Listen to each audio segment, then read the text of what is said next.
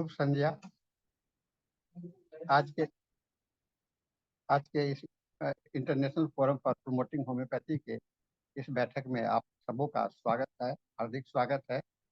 आइए हम लोग 1 मिनट का मौन प्रार्थना करके फिर आगे का कार्यक्रम करेंगे।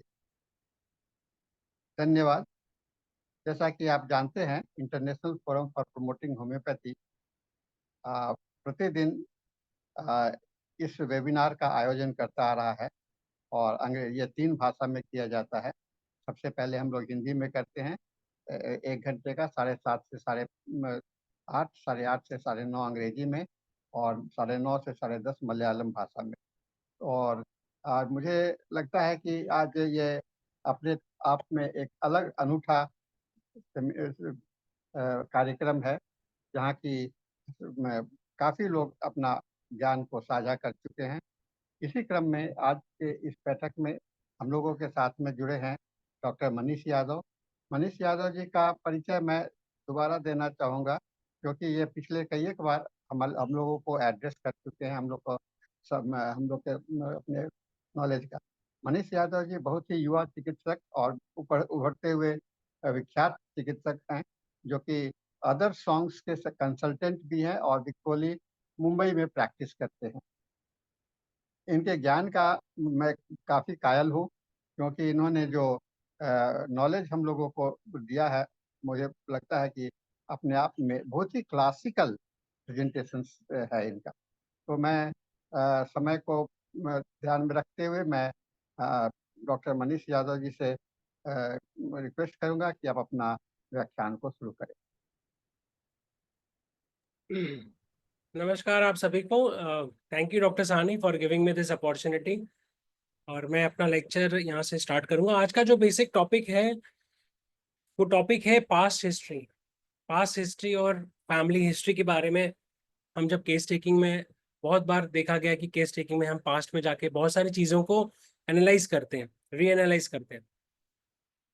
सो या तो ये जो पास्ट हिस्ट्री और फैमिली हिस्ट्री की बात हम बार बार करते हैं, तो इसका इवोल्यूशन क्या है? क्योंकि जितना मैंने मेरे कलीग्स के साथ और प्रैक्टिशनर्स के साथ देखा है, कई बार इस मेथड को लेके कॉन्ट्राडिक्शंस भी बहुत सारे आते हैं। कई सारे सिस्टम्स हैं जो इसको प्रोपोगेट नहीं करते और बहुत भ्रांतियां भी हैं इसको लेके। बहुत कंफ्यूजन होता है कई बार कि क्या ये सही है क्या नहीं सही है। तो आज के लेक्चर में बेसिकली मैं एक कोशिश करूंगा कि ये evolution of past and family history को मैं अपने क्लासिकल बुक्स और क्लासिकल मास्टर्स के थ्रू कनेक्ट करके कुछ चीज़ों के बारे में बताऊंगा आपको। और मुझे पता है ये बात कि यहाँ पे बहुत सारे लोग ऐसे हैं जो ऑलरेडी इस सिस्टम को यूज करते हैं और कई बार अपने ब्लॉक केसेस में उन्होंने नोसोड या जॉइक रेमेडीज या डिस्पोजिशनल रेमेडीज देके बहुत ट्रीटमेंट अच्छी अच्छी करी है। तो आज का लेक्चर बेसिकली ये इवोल्यूशन को बारे में हम समझेंगे और थोड़ा और इन्फॉर्मेशन इसमें लेंगे। मैं अपना स्लाइड शेयर करता हूँ directly.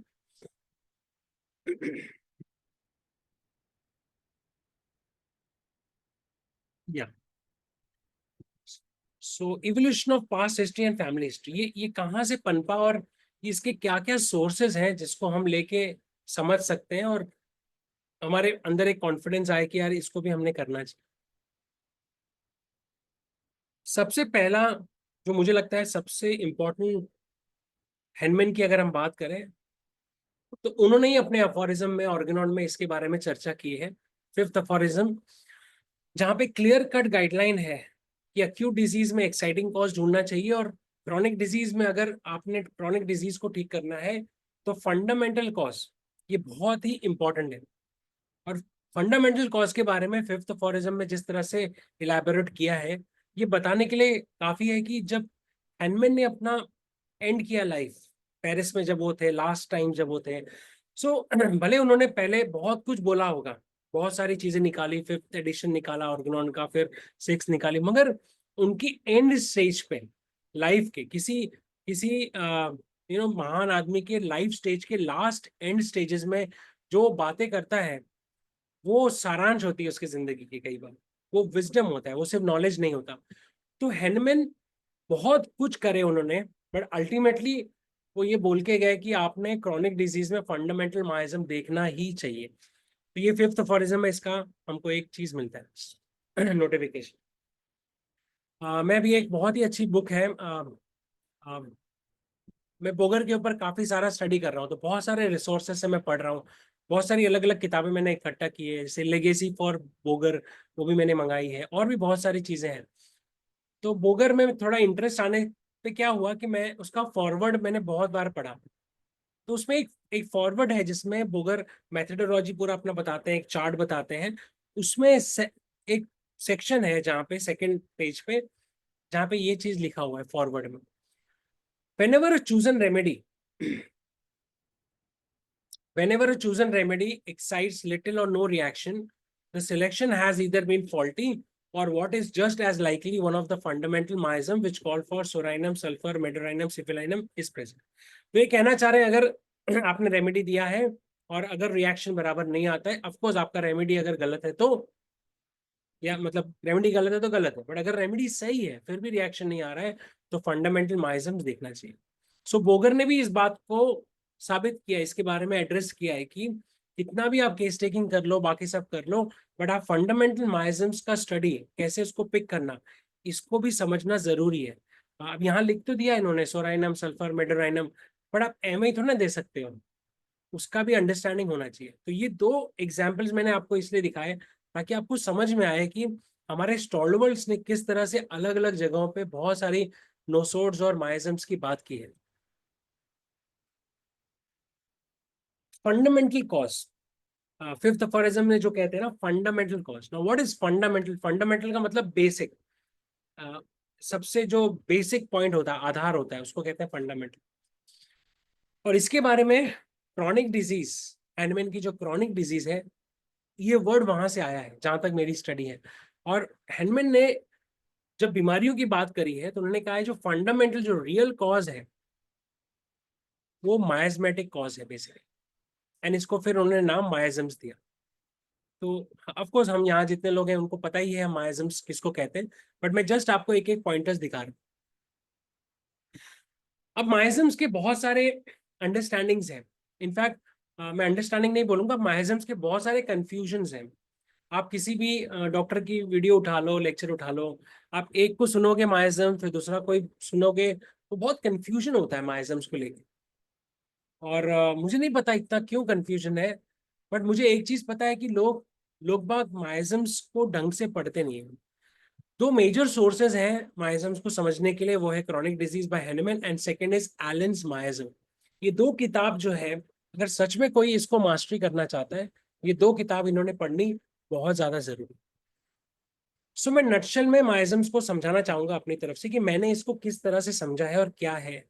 So what is miasm? अगर इसको छोटा सा एग्जाम्पल में समझूं, सो माइजम कुछ भी नहीं है, ये इटियोलॉजिकल बेस्ड है। इटियोलॉजिकल बेस्ड कहने का मतलब क्या? स्टोरी में रिपीट करूंगा, ये तो वाइवा का क्वेश्चन होता था कि हैनमैन को कितने साल लगे क्रॉनिक माइजम ढूंढने के लिए, तो हम कहते थे 12 साल लगे। 12 साल वो आदमी ने क्या किया? 12 साल हर पेशेंट के डिटेल में गए, उसके बैक हिस्ट्री में गए, उसके फैमिली हिस्ट्री में गए, उसको पूछते गए पूछते गए पूछते गए, पहले क्या हुआ, पहले क्या हुआ, पहले क्या हुआ, और एंड तक गए जहां तक वो जा सके, जनरेशनल तक। और पता किया कि ये इसका सोर्स था, यहां से पहले बीमारी चालू हुई। तब उनको समझा कि 3 कॉज उन्होंने डिफाइन किए, सोरा, इच, साइकोसिस एंड आपका सिफिलिस। इस हिसाब से उन्होंने किया। तो अगर इसको आप जनरल लेवल पे अंडरस्टैंड करो तो ये क्या बोलना चाह रहे थे वो, जब वो कहते हैं माइजम्स ठीक करो, फंडामेंटल कॉज ठीक करो, वो क्या कहना चाह रहे हैं? वो कह रहे हैं बीमारी के जड़ में जाओ। वो कहाँ से शुरुआत हुई? अगर उसकी शुरुआत सोरिक है तो सोरिक एंटीसोरिक रेमेडीज चाहिए। अगर साइकोटिक है तो एंटी साइकोटिक चाहिए। सिफिलिटिक है तो एंटी सिफिलिटिक चाहिए। सोरा साइकोसिस सिफिलिस को हटा दो, तो what is miasm? Nothing but it is aetiological. Of course फिर हैनेमैन का देहांत हो गया, उसके बाद वो चीज आगे नहीं बढ़ पाई, बट वो जाते जाते भी एक बहुत अच्छी चीज बता के गए कि अगर कोई बीमारी मुझे ठीक करनी है, जब फंडामेंटल कॉज की वो बात कर रहे हैं, वो कह रहे हैं fundamental cause is nothing but go back, trace in the past all the diseases that, जो भी बीमारी उसने सफर की। So what is miasm? Miasm origin is aetiological cause, from where it begins, कहाँ से बीमारी चालू हुई। अगर आज मेरे पास एक पेशेंट आता है तो मैं उसका प्रेजेंट टोटलिटी तो लूंगा, माइंड जनरल सब कुछ लूंगा, बट मेरा सबसे पहला सवाल है कि इसको बीमारी क्यों हुई, ये पहली बार बीमार क्यों पड़ा, शुरुआत कहाँ से हुई। तो इसके लिए मैं पास्ट में जाऊंगा और ऑफ कोर्स डिजीजेस की हिस्ट्री तो लूंगा, बट मेरे लिए सबसे बड़ा सवाल है कि अगर ये हेल्दी था तो पहला बीमारी इसको क्या हुई, और अगर इसको नहीं तो इसके फैमिली में कौन कौन सी बड़ी बड़ी बीमारियां हैं। तो जब मैं माइजम्स को इस हिसाब से समझता हूँ कि ये इटियोलॉजिकल है, तब मेरा बीमारी को देखने का जो नजरिया है वो भी बहुत बदल जाता है, पेशेंट को देखने का नजरिया भी बहुत बदल जाता है।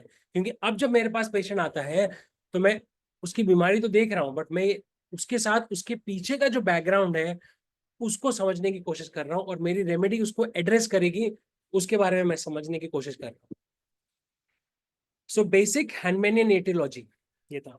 तो उन्होंने, जैसे मैंने कहा, सोरा साइकोसिस सिफिलिस, वहां तक उन्होंने बताया। इंग्लिश में, पहले इसको इंग्लिश में पढ़ता हूँ फिर नहीं पढ़ते, और ये स्लाइड से आपको समझ में आएगा मैं क्या कहना चाह रहा हूँ।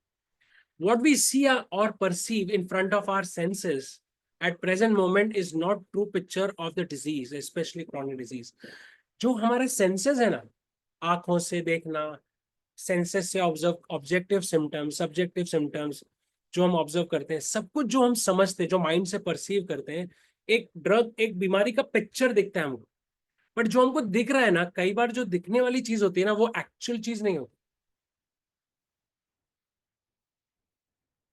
क्या आप बता सकते हो ये किसका चेहरा है?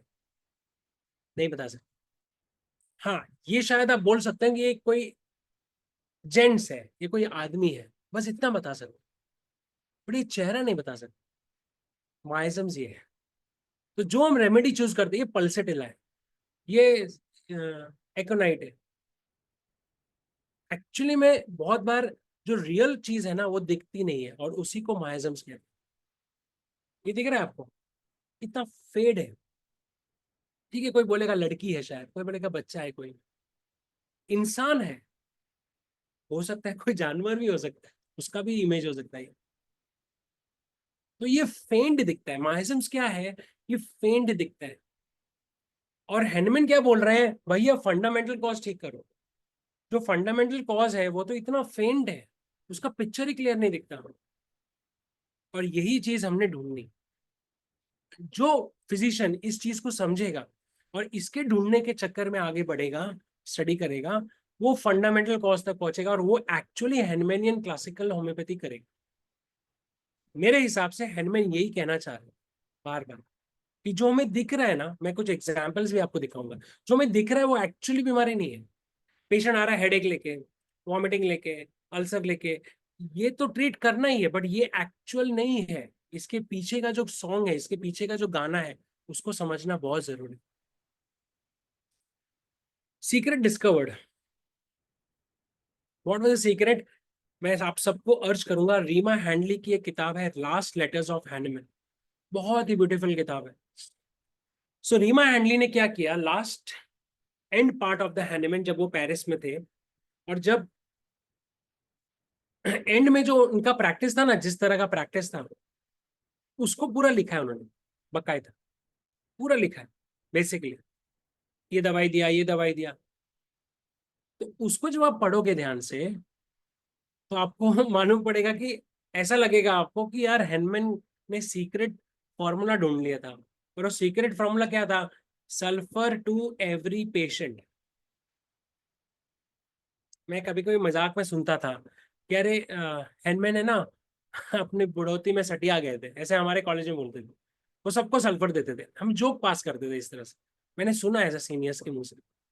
बट अब मुझे समझ में आया कि नहीं यार, कोई अगर 30 साल का प्रैक्टिस है, 40 साल का प्रैक्टिस है, तो इतने साल में इतना गलतियां होती हैं, मिस्टेक्स होती है, सक्सेस फेलियर होता है। तो जो 30-40 ईयर्स के प्रैक्टिस के बाद जो उसमें समझ बनती है ना, वो सिर्फ नॉलेज नहीं होता, वो विजडम होता। सो हैनमैन को एट हिज एंड पार्ट, क्योंकि पेरिस का जो प्रैक्टिस था एंड ऑफ हिज लाइफ, वो कंप्लीटली डिफरेंट था। उसके पहले हैनमैन बोलते थे सिंगल डोज देना, कैरेक्टरिस्टिक टोटालिटी ढूंढना, उस पर प्रिस्क्राइब करना। तो आप रीमा हैंडली जाके पढ़ो, और आपको उसमें दिखेगा केसेस में वो क्या कर रहे हैं। ऐसा लगता है कि उनके लिए सल्फर सीक्रेट था। सल्फर का मतलब सोरा। आप उसमें देखोगे, हैनमैन हर पेशेंट को सल्फर ही सल्फर सल्फर सल्फर प्रिस्क्राइब करते। अब मैं इसको ये नहीं कह रहा हूँ कि हमने सल्फर प्रिस्क्राइब करना चाहिए, मैं सिर्फ आपको कुछ पॉइंटर्स के थ्रू लेके जा रहा हूँ, कुछ समझाने की कोशिश कर। began to prescribe chief antisoric remedy, sulfur, to an extraordinary degree since everybody was सोरा। हमको सिखाया गया है कि सोरा फंक्शनल डिजीज है, साइकोसिस कलेक्शन है, वाटर या जो भी ट्यूमर है, और सिफिलिस डिस्ट्रक्शन है। आप अगर हैनमैन की क्लासिकल बुक पढ़ेंगे तो आपको ये चीज समझ में आ जाएगी कि एक्चुअली में सबसे डेंजरस माइजम जो है ना वो सोरा है, ना कि सिफिलिस और साइकोसिस।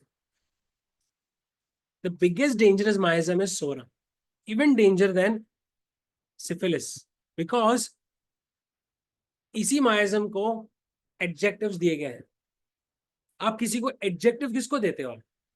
जब मुझे आज सानी सर है यहाँ पे, मुझे अगर उनका व्याख्यान करना है, मुझे उनका वैल्यू बढ़ाना है, तो मैं उनको एडजेक्टिव्स ऐड करूंगा ना। मुझे ऐसे ही बुला, ऐसे ही कोई होगा, जूनियर होगा, कोई मेरा कलीग होगा, तो ऐसे ही बुला लूंगा। तो जिसको वैल्यू होती है उसको एडजेक्टिव्स होते हैं। अब आप सोचो, multi headed, hydra headed, monster, mother of disease, किस माइजम्स को बोला गया है? Psora. So psora is the biggest culprit. This is what हैंडमैन अंडरस्टूड। तो उनके हिसाब से हर कोई सोरिक था। अर्लियर टीचिंग में वो कैरेक्टरिस्टिक सिम्टम्स के ऊपर, टोटलिटी के ऊपर ध्यान देते थे, बट धीरे धीरे जब आप उनकी प्रैक्टिस देखोगे तो आपको समझेगा कि ये कैरेक्टरिस्टिक सिम्टम और टोटलिटी धीरे धीरे उनके लिए लेस इंपॉर्टेंट होने लगी।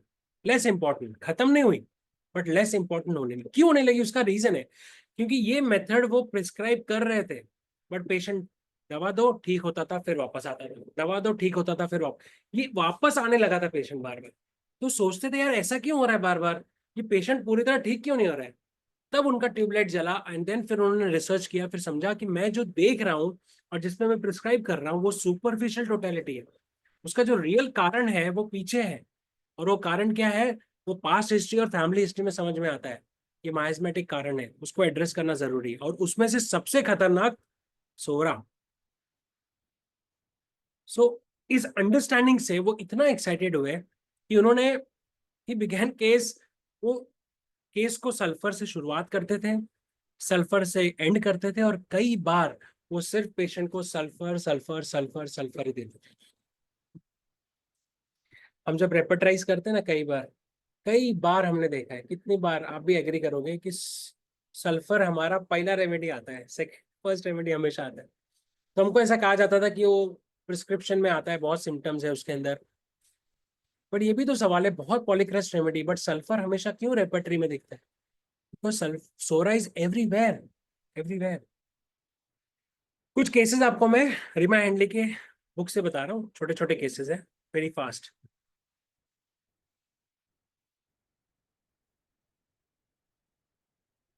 सो फॉर इंस्टेंट मिस्टर कैम्बल, एक कैम्बल थे, ही कंसल्टेड, उनको इरप्शन था फेस के ऊपर, और caused by his this having treated for chancre which, तो फेस पे इरप्शन था, शैंकर था, वो ट्रीट किया एलोपैथी से उन्होंने।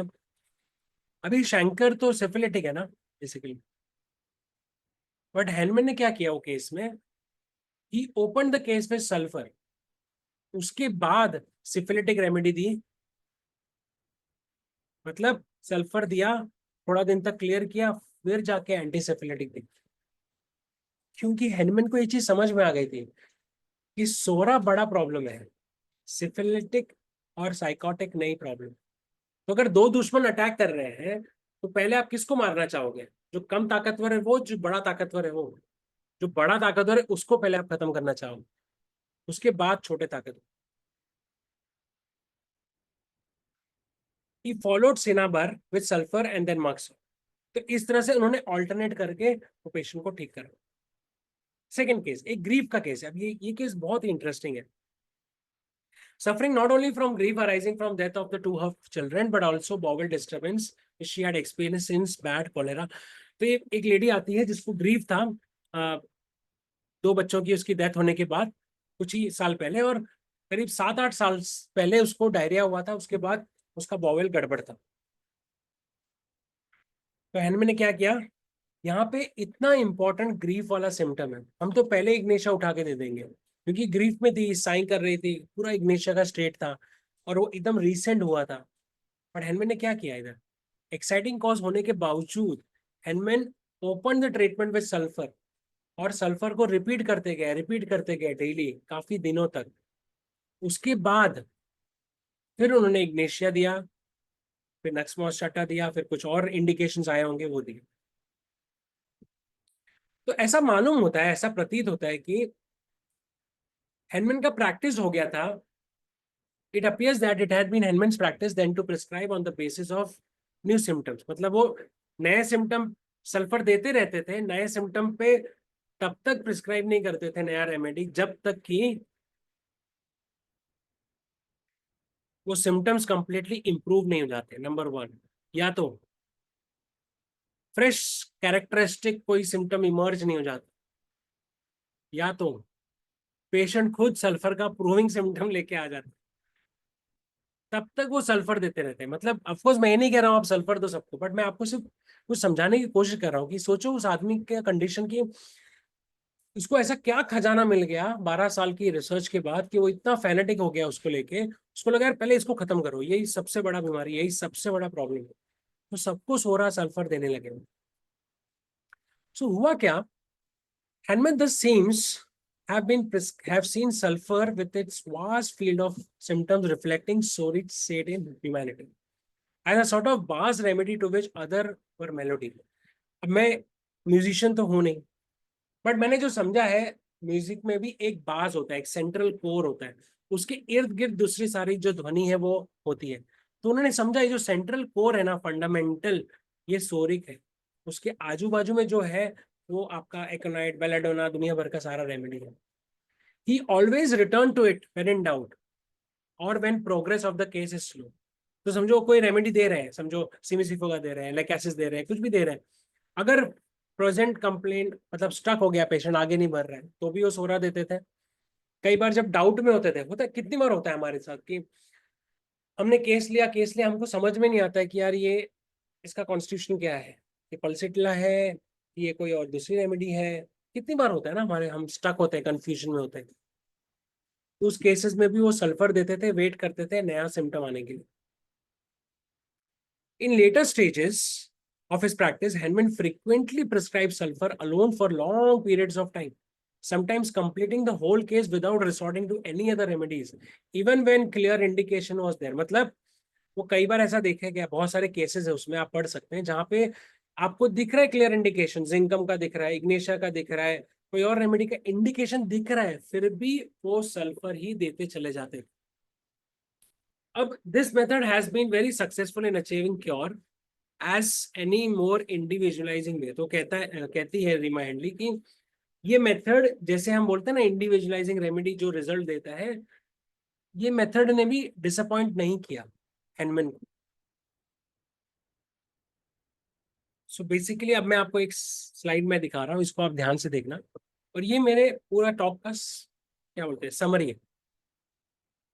ये फवारा दिख रहा है आपको, फवारा, ये फवारा क्या है, ये फवारा टोटलिटी है। पेशेंट आता है मेरे पास, आज पल्सेटिला दिख रहा है, कल सिलिका दिखेगा, फिर आता है एक हफ्ते के बाद कॉस्टिकम का सिम्टम आ गया, आर्सेनिक का सिम्टम आ गया। ये फवारे हैं, पूरी लाइफ टाइम में दिखता रहे। बट इसका सेंट्रल कोर किधर है, इसका सेंट्रल कहीं तो एक पॉइंट होगा ना जहां से पानी निकल रहा है। तो जो सेंट्रल है ना फाउंटेन का, जो जो बेस है, बेस आप उसको समझिए वो माइजम है, और जो फवारा निकल रहा है ये आपका टोटलिटी है, जो बार बार टोटलिटी आपकी चेंज होती रहती है। और ये एग्जाम्पल एलेंस ने अपने एलेंस माइजम की किताब में दिया हुआ। जब मैंने इसको पहली बार पढ़ा था ना, मेरा पूरा मतलब मेरा अंडरस्टैंडिंग चेंज हो गया, क्योंकि अब मुझे दिखने लगा, भले मैं दे भी रहा हूँ, समझो कोई पेशेंट को मैं दे भी रहा हूँ टोटलिटी के ऊपर, मुझे ये चीज पता है कि इसको पेशेंट को आराम तो हो जाएगा, बट मुझे इसके पीछे का फवारे का जो मेन सोर्स है वो देखना जरूरी। क्योंकि आज हो सकता है मैं इसको नाट्रम्यूर दे रहा हूँ, कल हो सकता है ये एपिस मेलिफिका बन के आ जाए, कल कुछ और हो जाए, कल कुछ और हो जाए। बट अगर मुझे इसका डिस्पोजिशन ठीक करना है, डिस्पोजिशन, बर्नेट लिखते हैं अपने बुक में कि disposition can be cured only through nosodes, जोइक रेमेडी बुलाते थे नोसोड्स। तो अगर किसी का टेंडेंसी ब्रेक करना है, किसी को रिलीफ देना है तो आप कैसे भी दे सकते हैं, क्रैकवैक के फॉर्मूला से भी रिलीफ हो जाता है लोगों को। हम बात रिलीफ की नहीं कर रहे हैं, हम वो डीपर इम्पैक्ट की बात कर रहे हैं, जो ट्रांजिशन हमने जो पढ़ा है होम्योपैथी में, वो डिजीज जो भाग रहा है ना प्रोसेस एकदम फास्ट, उसको स्लो डाउन करने के लिए, वो टेंडेंसी को काटने के लिए आपको डिस्पोजिशनल रेमेडी देनी पड़ेगी। और वो डिस्पोजिशनल रेमेडी कुछ नहीं है, वो एंटी मायाज्मेटिक रेमेडी है, जो आपको पास्ट एंड फैमिली हिस्ट्री के डिटेल हिस्ट्री में जाने के बाद समझ में आती है। ये फाउंटेन को दिमाग में हमेशा रखिए। इन chronic disease, Hahnemann understood that what we see here with our eyes, the totality, will suggest superficial remedy until it covers miasmatic remedy. अब यहाँ पे हो सकता है कोई मुझे सवाल भी पूछेगा, अरे मैंने तो टोटलिटी पे दिया था एक रेमेडी और पेशेंट का तो बहुत ड्रास्टिक डिस्पोजिशन भी ठीक हो गया। डेफिनेटली हुआ होगा, मगर वो टोटलिटी ना, वो टोटलिटी में और जो रेमेडी आई, वो रेमेडी ने उसका पीछे का मायाज्मेटिक हिस्ट्री भी कवर किया हो, हमें पता नहीं होगा, जाने अनजाने में। तो अगर आपकी रेमेडी वो डिस्पोजिशनल, वो पास्ट में जो जो हुआ वो सारा कुछ कवर कर रही है, prescription is based on covering past and present, तब आपकी डीप रेमेडी होगी। तो अगर सिर्फ कोई टोटलिटी ले लेता है तो टोटलिटी सिर्फ सुपरफिशियल टोटलिटी होती है। हर टोटलिटी जो हम पेशेंट आया बोला और हमने ले लिया, वो सुपरफिशियल टोटलिटी होती है। आराम जरूर होगा उससे, बट जब तक वो रेमेडी मायाज्मेटिक पॉइंट ऑफ व्यू उसका टच नहीं करेगी, तब तक प्रॉपर क्योर होगा नहीं। और उसको टच करने के लिए सबसे इंपॉर्टेंट हमको ये समझना पड़ेगा कि यार हमने पास्ट में जाना जरूरी है, पास्ट में जाके देखना जरूरी है। वो एक नया आर्ट है जो हमने विकसित करना चाहिए। To find right remedy it is crucial to go back into the past. बस मेरे कहने का ये मतलब है कि पास्ट हिस्ट्री की अगर हम बात कर रहे हैं तो कहने का यही तात्पर्य है कि अगर उसकी सही रेमेडी पता करनी है तो हमें उसके पास्ट में जाना पड़ेगा, और हर केस में पास्ट में जा जाके वो स्किल्स को डेवलप करना पड़ेगा, तब जाके हमको राइट रेमेडी समझ में आएगी। और इसी को फंडामेंटल कॉज हम कहते हैं। मेरे को एक केस याद आया, मैं सोच रहा था कुछ केसेस आपको दिखाऊं, बट मेरे को एक केस याद आया, मैं बता। मेरे पास अभी एक फिलहाल रोमेटॉइड अर्थराइटिस के केसेस है, काफी सारे केस में। अभी रिसेंट का एक केस बता। ये लेडी 26-27 की एज की है, बेटा है उसका आई थिंक 1.5 साल का बेटा है, 1.5 या 2 साल का बेटा है। मेरे पास जब आई, ऑलरेडी किसी के पास ट्रीटमेंट चल रहा था, वहां से शिफ्ट होके आई। जैसा टिपिकल होता है रोमेटॉइड में वैसा ही था। डिफॉर्मिटी बहुत ज्यादा तो नहीं थी, बट डिफॉर्म हो गया था फिंगर्स उसका। लेग में बहुत स्वेलिंग थी, पेन था, इन्फ्लेमेशन था, इनफैक्ट पूरा लेग लोअर पार्ट पूरा ब्लैक हो चुका था। तो मैंने उसका फर्स्ट केस लिया, एनालाइज किया, और मुझे पल्सेटिला, टिपिकल पल्सेटिला का सिम्टम्स मिला सारे। Heart patient, morning with pain, सब कुछ टोटलिटी सब पल्सेटिला मिला। मैंने उसको पल्सेटिला दिया, थोड़ा सा आराम हुआ, थोड़ा सा। नेक्स्ट फॉलोअप में आई, बट कोई ड्रास्टिक चेंजेस हुए नहीं। तो फर्स्ट केस में भी मैं पीछे गया था उसके पास्ट में, बट कभी कभी क्या होता है, पहली केस में नहीं हो पाता ना, second time, third time, I think third follow up में जब इतना रिजल्ट नहीं दिखा तो वापस मैं पीछे गया उसके। क्योंकि मैंने अपने आप से ये सवाल पूछा कि पल्सेटिला तो इसका लग रहा है ठीक है, आज टोटलिटी पल्सेटिला दिख रही है, बट सवाल है कि आज उसको 27 की एज में रोमेटॉइड हुआ। पहली बात तो इतनी यंग एज में क्यों हुआ, नंबर वन। सेकंड, ये पास्ट में जाने से मुझे, मेरे मन में ये सवाल था कि इसका पहला बीमारी कब हुआ, पहला इसको डिटोरिएशन हेल्थ का कब हुआ। तो लेडी ने बोला मेरे को शादी तक कोई दिक्कत नहीं था, शादी तक कोई दिक्कत नहीं था, शादी के बाद हुआ। मैंने कहा शादी के बाद इमीडिएट हुआ, तो मुझे डाउट हुआ कि कहीं हस्बैंड साइकोसिस था, वो तो ट्रांसफर नहीं हुआ। मैंने हस्बैंड का हिस्ट्री लिया, क्योंकि कई बार शादी के बाद साइकोसिस है, यूरिन इन्फेक्शन या कुछ अगर हस्बैंड को है रिकरेंट, वो ट्रांसफर होता है साइकोसिस। वो भी क्लीन था। फिर और डिटेल पूछा, तो पहला उसका जो हेल्थ डिटोरिएट हुआ था ना, वो था मैस्टाइटिस। लैक्टेशन के टाइम पे उसको सिवियर मैस्टाइटिस हुआ। एंड मैस्टाइटिस होने के बाद, मतलब वो पहला बीमारी था जब वो एक्चुअली में सफर किया उसने, और उसने बहुत तकलीफ है। उसके बाद से फिर ऊपर नीचे होने लगा उसका नहीं। और मैं थर्ड या फोर्थ फॉलोअप में बात कर रहा हूँ, जब मैं उसका पेन और टोटलिटी ले रहा था ना, 2 रेमेडी बार बार आती थी, रस्टॉक्स और ब्रायनिया, रस्टॉक्स और ब्रायनिया। तो मैं बड़ा कंफ्यूज होता था कि रस्टॉक्स दूं, कुछ ब्रायनिया के सिम्टम देते थे, कभी रस्टॉक्स के सिम्टम देते थे। तो बोरिक में जाके जब मैंने मैस्टाइटिस, एलिमेंट्स फ्रॉम मैस्टाइटिस पढ़ा, तो उसमें कुछ रेमेडीज थी, उसमें से एक रेमेडी थी फाइटोलेका। एंड फिर मुझे क्लिक हुआ, wow, Rhus tox plus Bryonia is फाइटोलेका।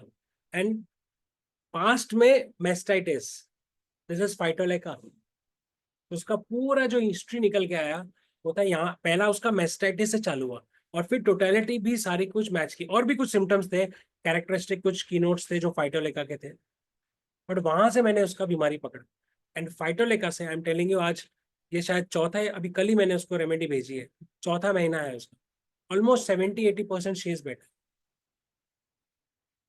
Amazing, मतलब मैं भी इतना खुश था उसको प्रिस्क्राइब करके। तो ये एक एग्जाम्पल है। अब यहाँ मैंने जो रेमेडी दी वो इसलिए दे पाया क्योंकि मैं ये कॉन्सेप्ट को समझ गया, समझ रहा हूँ और समझ रहा हूँ कि इटियोलॉजिकल, हैंडमैन ने इटियोलॉजिकल बेस बताया। हैंडमैन सिर्फ यहाँ तक माइजम्स को सिर्फ ऐसा नहीं समझना चाहिए, सोरा दे दो थूजा दे दो, नाइट्रिक एसिड दे दो, वो तो देना ही है। पास्ट हिस्ट्री में थायराइड है तो कंसिडर करना ही है, कैंसर है तो कंसिडर करना ही है। बट आइडिया क्या है, handman said it is aetiological.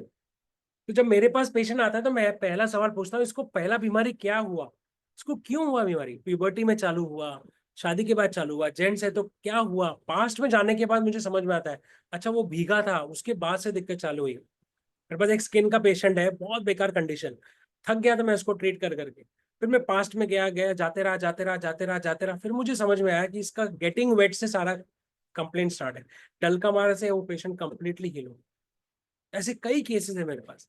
तो ये मैं क्यों कर पा रहा हूँ, क्योंकि मैं इस चीज को समझाऊं, evolution of disease. In fact Bogar जब आप पढ़ोगे, जैसे मैं बोगर अभी मैंने कहा ना काफी मैं पढ़ रहा हूँ, तो बोगर में पहला पैराग्राफ जो फर्स्ट मेथड वो बताते हैं उसमें लिखते हैं मोडालिटी पार्ट में, कॉज एंड कोर्स, एक वर्ड यूज करते हैं वो, कॉज एंड कोर्स, उसके बाद मोडालिटी बोलते हैं। व्हाट इज कोर्स, वो भी यही कहना चाह रहे हैं, course of illness, evolution of disease, वो हमने देखना जरूरी है। सो फंडामेंटल कॉज अगर हम नहीं ढूंढ पाएंगे तो इन अप्रोप्रिएट रेमेडी हम देंगे। तो इसके लिए ज्यादा इंपॉर्टेंट क्या है हमारे लिए, गोइंग बैक, लुकिंग बैक।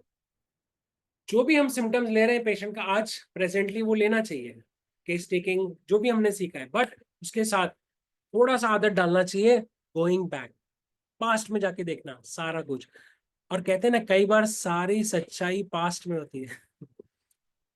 कहते हैं ना जब कोई क्राइम आप देखते हैं, थ्रिलर कुछ भी, क्या बोलते रहते हैं इन्वेस्टिगेशन करने वाले लोग, बोलते यार मर्डर तो हो गया, इसका मोटिव क्या था, मोटिव ढूंढो। वो मोटिव ढूंढते हैं, उसके बाद मर्डर को पकड़ते हैं। सेम हमारा भी है, हम भी इन्वेस्टिगेशन जब कर रहे हैं ना, हमको पहले मोटिव ढूंढना चाहिए। तो कहाँ मिलेगा, पास्ट में जाके। सारी कड़ियों को जब आप मिलाओगे तब आपको आज क्या हो रहा है और पास्ट में क्या हो रहा है वो कनेक्शन बिल्ड होगा। क्रॉम्पटन बर्नेट, कुछ एग्जाम्पल दे रहा हूँ मैं, जैसे रिंगवर्म का, ये शायद मैंने एग्जाम्पल दिया होगा। लोग कई बार है ना बर्नेट को बहुत मजाक उड़ाते हैं, यहाँ मुंबई में तो बहुत लोग ने उड़ाया है, मेरे सामने भी उड़ाया है। वो कहते हैं बर्नेट बहुत स्पेसिफिक रेमेडी देता था, रिंगवर्म, रिंगवर्म के लिए दे दो बैसलिनम, दे दो बैसलिनम, मगर किसी ने जाके उसका लिटरेचर पढ़ा नहीं ढंग से। तो रिंगवर्म कैसे हुआ उसका मैं स्टोरी शॉर्ट में 2 सेकंड में आपको समझाता हूँ। उसके बाद रिंगवर्म के पेशेंट्स आते थे, वो दवा दे रहा है ठीक नहीं हो रहा है, दवा दे रहा है ठीक नहीं हो रहा है, दवा दे रहा है ठीक। एक दिन क्या हुआ, उसके पास एक पेशेंट आया और उसका उसने पास्ट हिस्ट्री लिया, तो समझा कि इसके पास्ट में फैमिली में ट्यूबरक्लोसिस का हिस्ट्री है। उसके बेसिस पे बैसिलिनम उन्होंने प्रूव किया था, उसके बेसिस पे मैसेरेटेड लंग टिश्यू का वो सब अंडरस्टैंडिंग से उन्होंने बैसिलिनम दिया, पेशेंट ठीक हो गया। उसके बाद बहुत सारे पेशेंट आने लगे, सबको बैसिलिनम देने लगे, सब ठीक होने लगे। तो लिखा गया कि बैसिलिनम रिंगवर्म का स्पेसिफिक रेमेडी है। एक्चुअली ऐसा नहीं था। बर्नेट हर केस में देखते थे कि भाई पास्ट हिस्ट्री में ट्यूबरक्लोसिस है तो बैसिलिनम आज काम करेगा। तो वो रिंगवर्म, पेशेंट को रिंगवर्म नहीं ठीक कर रहे थे, वो रिंगवर्म के पीछे क्या है, किसके वजह से रिंगवर्म आया, वो पास्ट में जाके उन्होंने समझा और उसको ठीक किया। जैसे एक सिंपल सा एग्जांपल देता हूं मैं, ये एग्जांपल बहुत अच्छा है, थोड़ा क्रूड है। पाकिस्तान से बहुत अटैक होते हैं हम, और हम उनको मार रहे हैं, सोल्जर्स हमारे मार रहे हैं टेररिस्ट को, बट वो आ किधर से रहे हैं, बेस कैंप से आ रहे हैं। इंडिया ने जाके बेस कैंप ही उड़ा दी, अब कहाँ से आएंगे? जो बचे रहेंगे उनको तो मार देंगे। बीमारी भी इसी तरह से है। जो हम देख रहे हैं टोटलिटीज, अच्छी बात है, उसको एड्रेस करो, मगर साथ में ये देखो बेस कैंप किधर है। उसके पास में जाओ, इवोल्यूशन ऑफ इलनेस में जाओ, जितनी बीमारी हुई उसको एक एक करके बाइफरकेट के स्टडी करो, उसकी टोटलिटी बनाओ, तब जाके हम कुछ अच्छा काम कर सकते हैं। वैक्सीनोसिस करके एक किताब है, वहां पे तो उन्होंने क्लियर कट बताया हुआ है कि अगर वैक्सीन दिया है तो थूजा आपने देना ही देना है। ये हम सबको पता है, इसमें कोई बड़ी बात तो है नहीं। Past illness addressing each illness, हर बीमारी में, अगर आप जेम्स क्रॉम्पटन बर्नेट, बर्नेट पे मैंने काफी काम किया हुआ है, मैंने काफी वीडियोस बनाए हैं उसके, अगर आपको चाहिए तो आप देख सकते हैं यूट्यूब पे, नहीं तो आप बर्नेट ट्यूमर उठा लो और बर्नेट ट्यूमर की सारी केसेस पढ़ लो आप। आपको बहुत सारे केसेस में मेलेंड्रिनम, मेडोराइनम, लैक वैक्सीनम, थूजा, कितना कुछ मिलेगा। और सब पास्ट में जाके वो देखते हैं, वो टोटलिटी रेमेडी देते रहते हैं, बट बीच बीच में वो पास्ट में जाके देखते रहते हैं, और वो हर एक थ्रेड को, हर एक कैंप या बंकर को अपने नोसिडिक रेमेडी या जॉइक रेमेडी से नष्ट करते जाते हैं। तो बीमारी को समझने का तरीका ही पूरा अलग है। क्या है जो हमको दिख रहा है वो बीमारी का ऊपरी भाग है, उसके पीछे बहुत कुछ है, पूरा ब्रह्मांड है। उस ब्रह्मांड को, उसके कॉज को जाके समझ के एड्रेस करने की जरूरत है रेमेडी के साथ साथ। जब हम इस तरह से पेशेंट्स को देखेंगे, समझेंगे, तो ज्यादा बेटर हम काम कर पाएंगे हमारे पेशेंट्स के उसमें। इसी को ब्लॉक्स कहते हैं, जैसे अशोक बोरकर सर हैं या बाकी सारे लोग हैं, एंड ब्लॉकबस्टर्स कहते हैं। बात तो सेम है, वही है, एंटी माइजमेटिक। फिर हमारे मटरे मेडिका में आपको ना एक वर्ड दिखेगा, आपने मटरे मेडिका में देखा होगा, नेवर वेल सिंस, कितने सारे हैं ना। नेवर वेल सिंस का क्या मतलब है? नेवर वेल सिंस, वो बीमारी हुई उसके बाद से वो ठीक नहीं है, वो बीमारी हुई उसके बाद से वो ठीक नहीं है। ये भी यही जताता है कि पास्ट में जो गड़बड़ हुआ उसका अभी तक असर है। तो क्या क्या हमको मिलता है? Never well since burn, typhoid, change of life, puberty, history of pneumonia, septic fever, injury, acute disease, exhausting diseases, pneumonia, flu, और भी होंगे।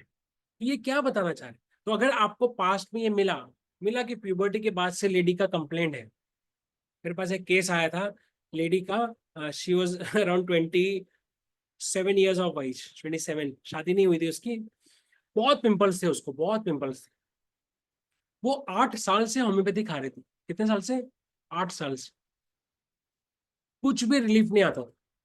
और पता है आपको मजे की बात, वो पेशेंट ने मुझे खुद बोला कि जब मैं पल्सेटला खा लेती हूँ थोड़ा सा रिलीफ हो जाता है। और जब पूरा हिस्ट्री मैंने लिया, और पास्ट में, मतलब 8 साल मेरे पास नहीं थी, किसी और के पास थी, बहुत लोगों ने उसको दवाई दी थी, और वो पेशेंट भी थोड़ा होम्योपैथिक फ्रेंडली थी, तो उसने मुझे बोलते बोलते बोल दिया कि मैंने पल्सेटला लेती हूँ तो भी थोड़ा सा मेरे को आराम होता है, बट वो 30 लेती थी पल्सेटला। और जब मैंने उसका हिस्ट्री लिया तो मुझे समझा कि इसका सारा प्रॉब्लम प्यूबर्टी के बाद चालू हुआ है, एलिमेंट्स फ्रॉम प्यूबर्टी। मैंने उसको पल्सेटला 1 ml एंड देन LM पे रखा, वो पूरी तरह से ठीक हो, कुछ भी नहीं करना पड़ा मुझे। तो ये पास्ट की बात हम कर रहे हैं। अब आप समझ रहे हो, मैं सिर्फ एंटी माइजमेटिक रेमेडीज की नहीं बात कर रहा, मैं कह रहा हूँ उसको हमने और एक्सटेंड करना चाहिए फिलोसफी को, और इसको बड़े लेवल पे समझना चाहिए कि पास्ट में जाके बीमारियों के बारे में हमने समझना चाहिए, इवोल्यूशन ऑफ डिजीज के बारे में समझना चाहिए, और शुरुआत कहाँ से हुई उसको हमने एड्रेस करना चाहिए। मेरे गुरु हैं टीचर्स, डॉक्टर सुनीलमर सरकार, वो हमेशा बोलते थे बेटा लुक एट द सॉइल, बेटा लुक एट द सॉइल। तो मैं समझता था क्या सॉइल सॉइल बोलते हैं, अभी खेती करनी है क्या? बोलता बेटा सॉइल इसका ठीक नहीं है बेटा, इसको ये थायरोडिनम का सॉइल है बेटा, ये कार्सिनोसिन सॉइल है। तो शुरुआत में तो समझ में नहीं आता था, बट धीरे धीरे समझ में आया कि वो मास्टर क्या कह रहे थे। तो सर हमेशा बोलते थे बेटा फैमिली हिस्ट्री, पास्ट हिस्ट्री में जाओ, तब उसका ब्रीडिंग ग्राउंड मिलेगा, उसको एड्रेस करेंगे तो सॉइल ठीक होगा, तो जो उपजेगा वो ठीक होगा। वैसे प्लांट है, इसके ऊपर अगर कीटाणु आ गए, हम कीटाणु को मारे जा रहे हैं, हो सकता है सॉइल में प्रॉब्लम हो। सो सॉइल को एड्रेस करना जरूरी है। फिर आता है फैमिली हिस्ट्री। ये भी बहुत क्रूशियल है, बहुत क्रूशियल। अभी कल ही मैंने एक पेशेंट देखा, शॉगरेन सिंड्रोम है, बच्ची को 15 साल की है। ओ माय गॉड, अभी तो केस चालू है उसका, जस्ट कल ही मैंने उसको प्रिस्क्राइब किया है। सच अ कॉम्प्लिकेटेड केस। ईयर उसका ऑलरेडी चला गया है, एक कान से सुनता नहीं है, आंख भी डैमेज हो गई है कुछ हद तक। उसके फैमिली में जाके जब ये देखा मैंने, इतना सारा बीमारी, किसी को कैंसर, किसी को ये, किसी को ये, किसी को ये, नहीं शॉगरन नहीं, सॉरी, शॉगरन में दूसरा था, एक और दूसरा लेडी को देखा। मतलब मैंने ऐसे कितने सारे, अभी मुझे सब केसेस मिक्स हो रहे हैं, बट मैंने कितने केसेस देखे हैं, बच्चा ठीक ठाक था, एक भयंकर सिंड्रोम आ गया उसको। ठीक है, हम उसका नेचर लेंगे, कैसा बैठता है, कैसा ड्रीम्स आता है, क्या खाता है पीता है, फिर अपना सब इंटरप्रिटेशन करेंगे। ऐसा बैठा तो सल्फर है, ऐसा नाचेगा तो आर्सेनिक है, हंसा तो फिर लाफिंग है। बट सवाल है कि इसका सॉइल क्या है, वो मुझे कब समझ में आएगा? जब मैं पास्ट पे जाऊंगा, जब मैं पास्ट में जाके समझूंगा चीजों को, राइट। और उसमें फैमिली हिस्ट्री बहुत इंपॉर्टेंट। सो इनहेरिटेड स्टेट आपको वहां से मिलता है, जिसको हमने एड्रेस करना चाहिए। अब उसको हम एक्सटेंड कर सकते हैं, कैंसर है, ट्यूबरक्लोसिस है, थायराइड है, हिस्ट्री ऑफ पैरालिसिस है, हार्ट अटैक्स है, स्ट्रोक है which is like syphilitic ten, etcetera etcetera etcetera. And अब मैं, सॉरी,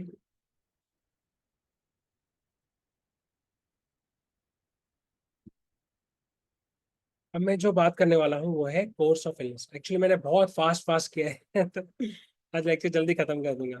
चलो ठीक है। अब मैं बात करता हूँ, अब आती है नेक्स्ट बात जो मैं आपके साथ शेयर करना चाहता हूँ, वो है कोर्स ऑफ इलनेस।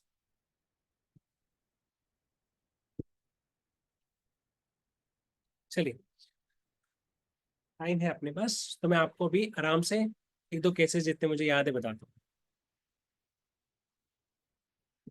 डनहम का एक केस है। अच्छा, एक एक मैं आपको चलिए मैं आपको कुछ दिखाता हूँ।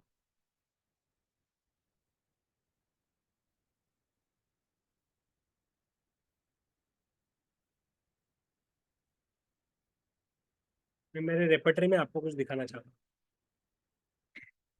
मैंने एक डनहम का केस पढ़ा था, बहुत बढ़िया केस। तो डनहम का केस ऐसा था कि, चलो पहले केस बताता हूँ, फिर आपको मैं रेपर्टरी में दिखाता हूँ कि रेपर्टरी कभी कभी कितना गड़बड़ कर सकती। एक बच्चा है उनके पास, उसको सुनाई नहीं दे रहा था, 16-17 साल का था। ये केस है डनहम का, आप पढ़ सकते हैं। अब वो आया, बोलता सुनाई नहीं दे रहा है, सुनाई नहीं दे रहा है, क्या रेमेडी देंगे ना उसको। सुन रहे सुन रहे सुन रहे, तो बोले एक काम करो, पांच पीछे जाओ, पीछे जाओ, बताओ क्या क्या बीमारी हुई। माँ बाप थे, रिलेटिव्स थे, सबने बताया। तो बोले सब कुछ ठीक था, ये जब इस 5-6 साल का था ना, तो इसको स्काल्प पे ना कुछ तो एक्जिमा जैसा कुछ तो बहुत गंदा सा स्किन का इरप्शन हुआ। तो बोले अच्छा, बोले स्किन इरप्शन क्या हुआ था? तो उन्होंने बोला उनको सब कुछ भूल जाओ और मुझे वो स्किन इरप्शन की टोटेलिटी दो। तो उन्होंने स्किन इरप्शन की टोटेलिटी ली, जो भी लिया होगा, इरप्शन था, एक्जिमेटस था, पस्ट्यूलर था, सब कुछ किया उन्होंने स्टडी। और उन्होंने अपने आप से ये सवाल किया कि ये बच्चा अगर मेरे पास 5 साल में आता ना, क्योंकि पहला बीमारी उसको वही हुआ था सबसे खतरनाक, तो 5 साल में उसको कौन सी दवाई में देता? ये सवाल उन्होंने अपने आप से किया। तो आज के टोटालिटी पे कुछ नहीं लिया, उसका नेचर, उसका कुछ नहीं लिया। बोले 5 साल पे पहला बीमारी हुआ इतना भयंकर, क्योंकि उसको उन्होंने बहुत ज्यादा सप्रेस किया, बहुत सारे ऑइंटमेंट, ट्यूब, दुनिया भर का सब लगा के सप्रेस किया। तो टोटालिटी निकल के आई मेजेरियम। उन्होंने बच्चे को दिया मेजेरियम, उसका हियरिंग वापस आ गया। ये डॉक्यूमेंटेड केस है। और आपको पता है मजे की बात क्या है? मैं आपको दिखाता हूँ। अब समझो पेशेंट आया मेरे पास, अब समझ के देखो, मेरे पास उल्टा पेशेंट आया। पेशेंट आया और मुझे बोला कि सर, ये समझो सेम पेशेंट आया मेरे पास, बोला मेरा ये इसका बच्चे का है, सुनाई नहीं दे रहा। मैं भी पास्ट में गया और मुझे मिला, अरे इसको भी सर में खुजली होता था। तो मैं रेपेटरी वाला अगर हूँ, तो मैं क्या करूंगा, मैं दिखाता हूँ मैं क्या करूँ। तो मैं जाऊंगा, हियरिंग, आई होप आपको दिख रहा होगा मेरा ये, इम्पेयर्ड सर रूब्रिक है सप्रेस्ड, ये देखो क्या लिखा है, hearing impaired, suppression of eruption on head. अब बोलेंगे यार ये तो एग्जैक्ट दिया हुआ है, मैं उसको मेजरिम दूंगा, मगर मेरा पेशेंट ठीक नहीं होगा, डेनियम का ठीक होगा। पता है क्यों आपको? क्योंकि ये rubric is a clinical rubric. Proving में तो ना ऐसा हुआ है किसी के साथ कि इरप्शन सर में हुआ उसको सप्रेस हो गया, कान का हवा चला गया, ऐसा तो ना हुआ है। ये क्लिनिकल, ये डनम का रूब्रिक है जो इन्होंने डाल दिया। तो जब मेरा पेशेंट जब आएगा तो मेरे को क्या करना है, मुझे ये रूब्रिक नहीं लेना, मुझे जाके वो 5 साल में जो स्किन का इरप्शन हुआ ना उसका टोटलिटी लेना है। हो सकता है उसका टोटलिटी सल्फर आए, सोरा आए, क्लेमेटिस आए, वो टोटलिटी मुझे देनी है उसको। मतलब मुझे वो टाइम पे अगर पेशेंट मेरे पास आता तो मैं उसको क्या दवाई देता। ये मेरा ये मैंने अंडरस्टैंडिंग उसमें से समझा। So suppressed from this has no value, but going back, so जो मैं बात हम कर रहे हैं पास्ट एंड फैमिली हिस्ट्री की बार बार की, पास्ट में जाके करना क्या, पास्ट में जाके ऑफकोर्स बीमारियां देखना, बट पास्ट में जाके उसके इलनेसेस देखने हैं। ऐसे कितने केसेस हैं, आपके पास भी होंगे, यहाँ काफी सीनियर डॉक्टर्स हैं, जहां हमने पास्ट में जाके कुछ समझ में नहीं आया, पास्ट के फीवर के टोटलिटी से, हेडेक के टोटलिटी से हमने दवाई दी और पेशेंट ठीक हो गए। होंगे यहाँ पे बहुत सारे सीनियर बैठे हैं। इसका मतलब क्या है? इसका मतलब है फाउंटेन जो एलेंस कह रहे हैं अपने माइजन की बुक में, फाउंटेन।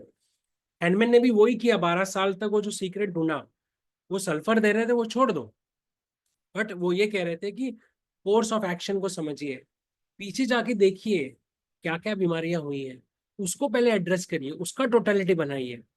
पहला किधर अटैक हुआ, किधर नेवर वेल सिंस था, पहले उसको समझिए।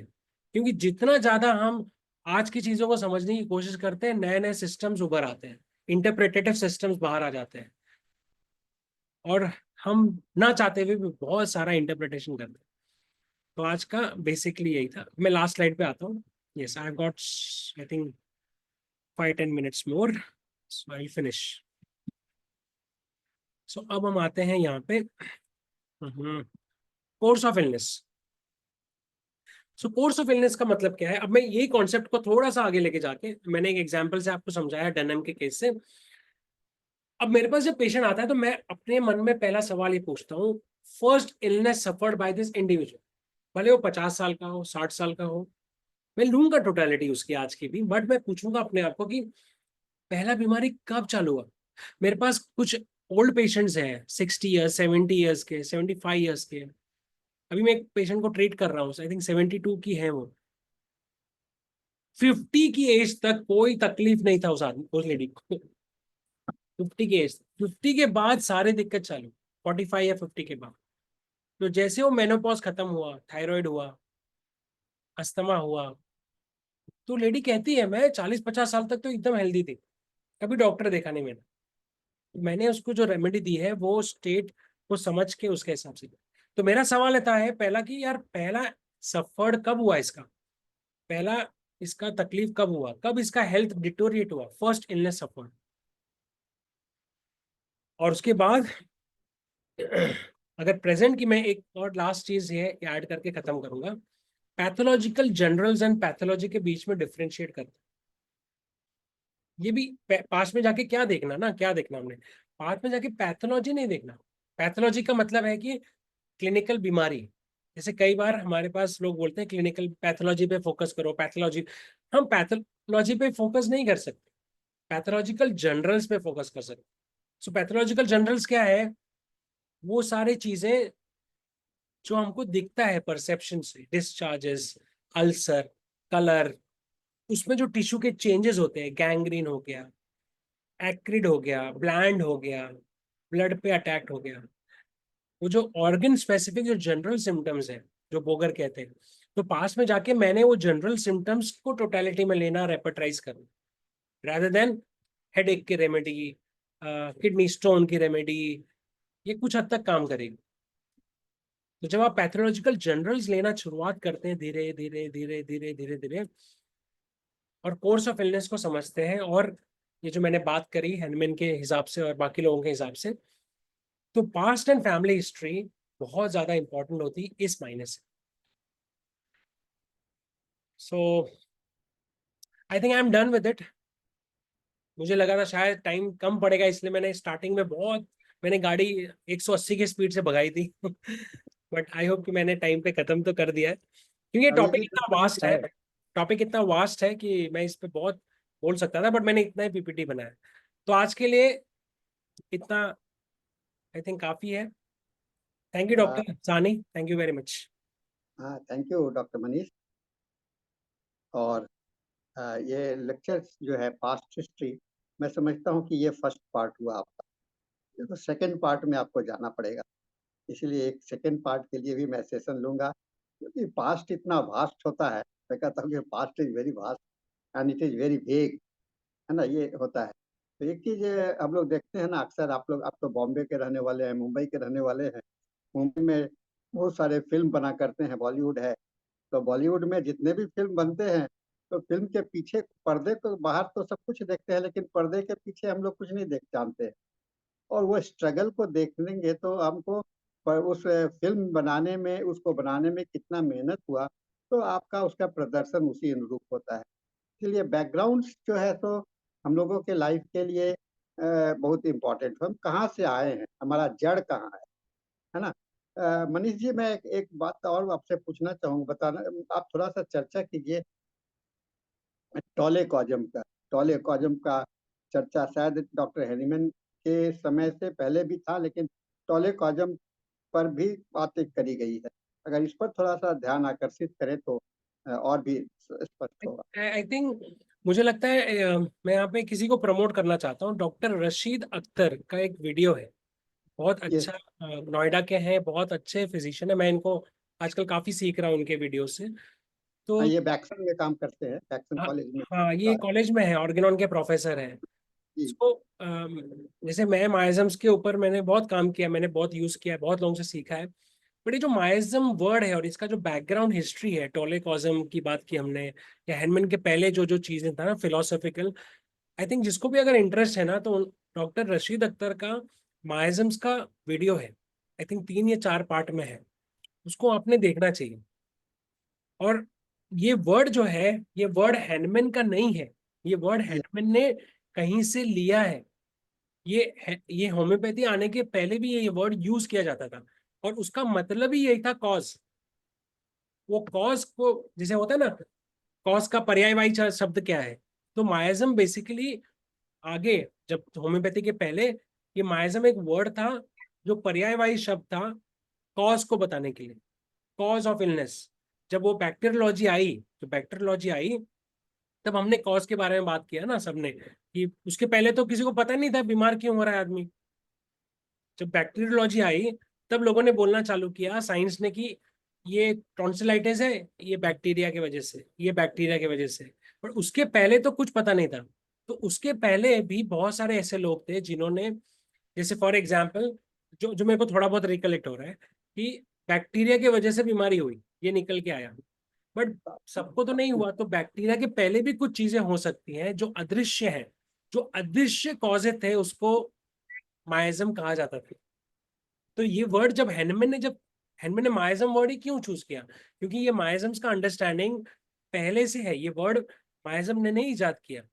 जैसे हम कहते हैं ना, अयोध्या के राम, तो राम आए, बट राम के पैदा होने के पहले भी राम वर्ड था, उसका तात्पर्य उसके पहले से है। तो माइज्म्स का एक्चुअल मतलब इटियोलॉजिकल है, इसके लिए हैनमैन ने वो वर्ड को लिया, क्योंकि उसको अंडरस्टैंडिंग उनको फिट लगी, यार ये इटियोलॉजिकल डेफिनेशन।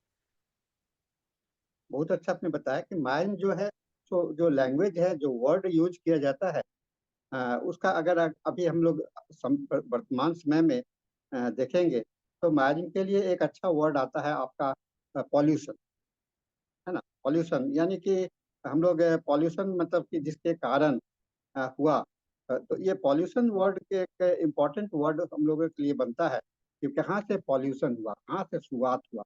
इस चीज को देखने के लिए हम लोग को बेसिक पर तो निश्चित रूप से पॉल्यूशन पर जाना पड़ेगा। आजकल प्रदूषण का बहुत ज्यादा चर्चा है। प्रदूषण के विषय में काफी हम लोग चर्चा करते हैं, काफी बातें किया करते हैं। तो इस संबंध में पॉल्यूशन जो है जब तक नहीं होगा, आपके अंदर में विकार नहीं आएगा, बीज नहीं बोया जाएगा, तो वहां पर नहीं होगा। फिफ्थ एफॉर्म की आप चर्चा कर रहे थे, तो उसको मैं दूसरे तरह से समझता हूँ कि उन्होंने कहा कॉजेशन, फिफ्थ एफॉर्म को बड़ा डीपली और अलग अलग एंगल से लोगों ने बताया है। उसमें जो फंडामेंटल कॉज की बात करी, कहा कि fundamental cause is not one, मैं जहां तक समझा, इट इज टू। लोग कहते हैं एक ही होगा, नहीं। ये तो कहते हैं, जैसे मैं कहता हूँ कि जैसे मान लीजिए कि आपने कहीं पर कोई चने का बीज, चने का पौधा उगाना है, कोई भी पौधा, तो उसके बीज को आप वहां पर प्लांट करेंगे, है ना, वहां पर बीज को डालेंगे, तो बीज को डालेंगे तो वहां से पौधा निकल आएगा, तो चने का ही।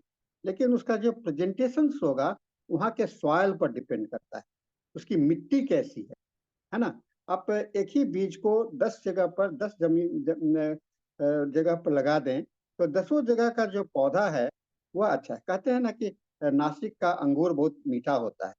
अब उसी अंगूर के पौधे को अगर हम लोग पटना में लगाते हैं या और कहीं लगाते हैं, तो उतना मीठा नहीं होता है। मैंने कोशिश किया भी, उतना मीठा नहीं होता, लेकिन मतलब उसी तरह से कश्मीर का सेब बहुत अच्छा होता है, कश्मीर इधर भी लोग उपजाने लगे हैं। सभी जगह का अपना अपना रूट जो है, तो एक बहुत इम्पोर्टेंट होता है। इसको हम लोग को ध्यान में निश्चित रूप से रखना चाहिए। और एज ए प्रैक्टिशनर, मैं अपने केस को कभी भी, कहते हैं कि two faces of the same case, two faces, one face that you see, जो आपके सामने में है, अदर फेस क्या है, उसके पीछे में, पर्दे के पीछे में है। तो दो फेसेस को देखे बिना टोटलिटी नहीं बनता है। डॉक्टर बीके सरकार ने भी टोटलिटी के विषय में बड़ा अच्छा कहा है। It is the perceived image, perceived image, perceived image का मतलब कि जो आप समझो, जो समझे, और नेचुरल इमेज, है ना। तो नेचुरल इमेज और परसीव्ड इमेज में अंतर होता है। हम जैसा सोचेंगे वैसा देख समझेंगे। तो ये परसीव्ड इमेज को हम लोगों को, एक परसीव्ड इमेज को हम लोगों को समझना चाहिए। और एक इसको, ये हम लोगों को गाइडलाइंस कर सकता है, बहुत अच्छी तरह से बता सकता है। और आपने, मनीष जी, आपने एक किताब का नाम बता रहे थे शुरू में, शायद मैं भी उस पर इंटरेस्टेड था, क्योंकि मैं उस किताब को देखा नहीं हूँ। बाकी वाले सब बर्नेट वाले तो मैं देखा हूँ, लेकिन आपने, और रीमा एक दूसरा हैंडली, बात।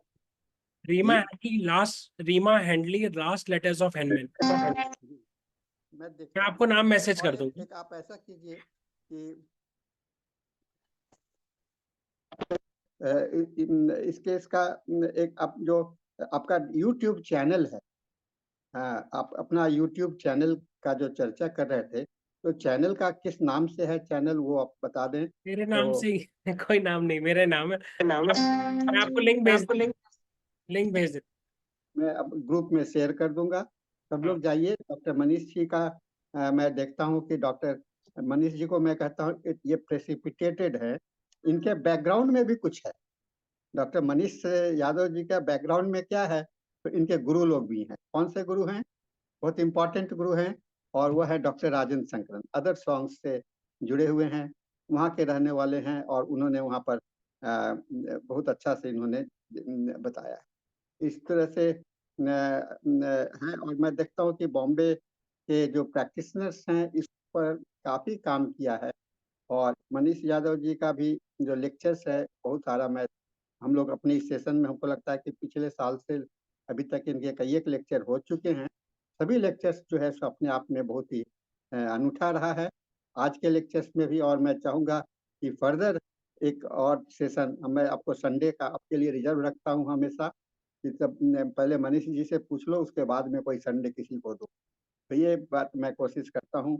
और आज का सेशन बहुत ही बेहतरीन रहा, आज राम, का संडे। डॉक्टर राम को कुछ बोलना है क्या? वो कब से हाथ उठा के। लगता है कि हम लोग अब नहीं बोल पाएंगे। जी, उनके पास में उनके मैसेज काफी टाइप हो चुके हैं, उन्होंने अपने मैसेज को काफी चलिए, चैट बॉक्स में डाल थैंक दिया। You, thank you doctor Manish ji. शानदार, जानदार, बहुत अच्छा आपने जो है आज जो है बताए। हम IFPH 2-3 साल से जुड़े हुए हैं, लेकिन बहुत शानदार आपने role of miasmatic, without miasm का कोई भी क्रोनिक डिजीज, क्रोनिक बीमारी हो ही नहीं सकता है। और हैनमैन साहब लिखे हैं एफ्रोजिम में कि क्रोनिक डिजीज का डिफिनेशन दिए हैं कि psora sycotic and syphilitic is the main role. Psora is a very important, all man suffering from psoric in nature. इसलिए बहुत बहुत धन्यवाद।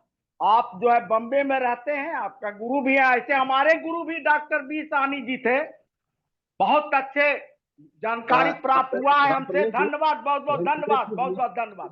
चलिए सर, आपका ठीक है, ओके ओके, धन्यवाद। प्रवेश जी, आप अपने को बंद कीजिए। धन्यवाद धन्यवाद, बंद कर दिए। और इसके साथ में हम लोगों का सेशन जो है सो समाप्त होता है। Thank you, thank you, thank you. फिर से आइए, मैं फिर से स्वागत करता हूँ और आगे का सेशन हम लोग हैंड ओवर करते हैं डॉक्टर अंजनी जी को फॉर हिज इनिशिएशन।